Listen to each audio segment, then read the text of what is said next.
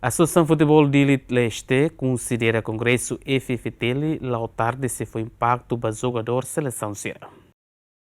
Liderança Associação Futebol de Leste hatou declaração relacionada ao Congresso Nacional FFTL nebe realiza e fulan kotuk to hinloron la e resultado tamane presidente Associação Futebol de Leste considera banhira Congresso Nacional FFTL lautari maka se foi impacto bot ba atividade competição futebol e railar nomos competição internacional sira. Awanoi batrua ida nasa impacto bot ba nasaida FIFA ou AFC tambah atau alo nasaida atau alo transferência ao San Roma ba atividade dinia sila fo tamitene estrutura la ia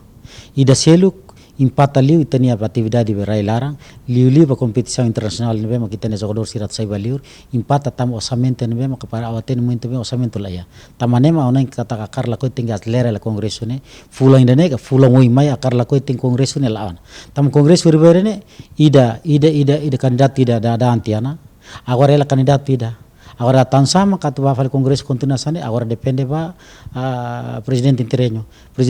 maka ansur berbeda kata nia tenke nasa nia teng independente parcial par label apoio ba kandidat ida nune par realiza kongreso ne lalais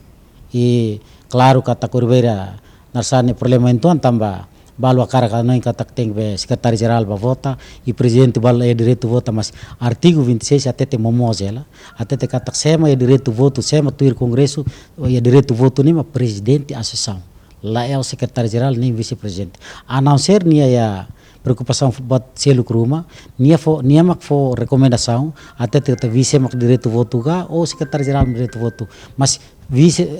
secretário geral ou vice-presidente lá é direito voto ou baseado no artigo 26. Antes FIFA, AFC, no AFF foi no ultimato lorone nulo ba Federação Futebol Timor-Leste atu organiza fila fali congresso mas beto agora lá é resultado David Gonçalves, GMN. Telespectadores de nosso programa que te acompanha na Fatem Jornal Esportivo e de GMN. Até a próxima.